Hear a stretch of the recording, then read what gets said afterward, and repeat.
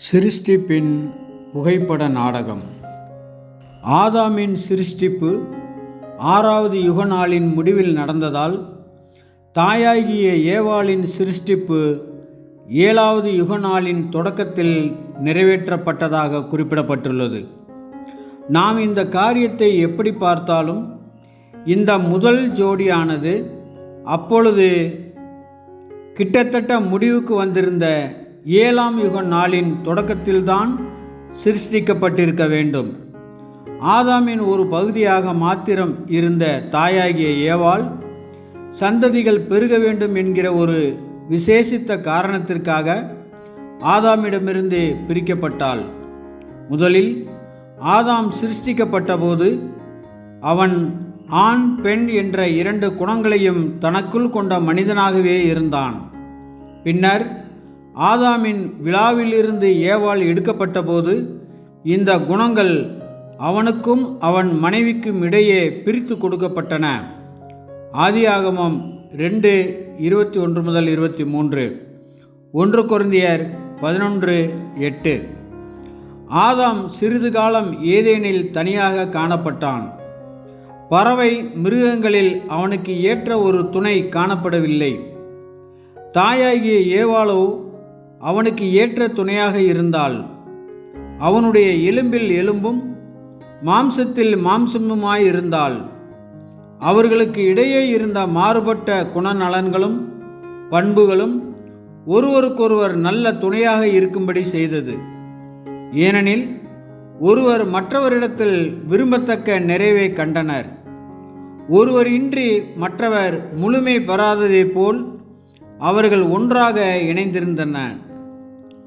ஆதாம் தன்னுடைய பூரண பெண்மைக்குரிய குணநலன்கள் யாவையும் தாயாகிய ஏவாளுக்குள் கிடைக்கப் பெற்றிருந்தான்.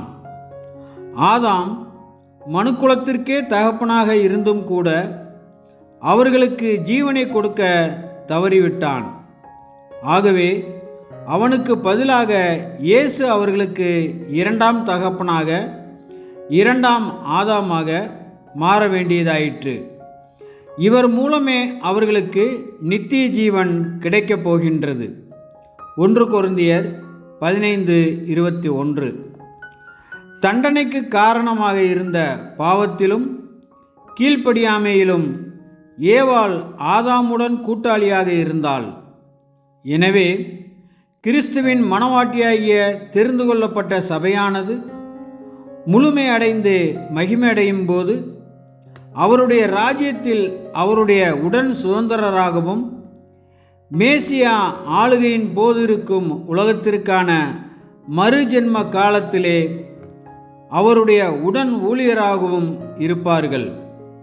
ரோமர் 8:17, மத்தேயு 19:28. மற்றொரு கருத்தும் அளிக்கப்படுகிறது.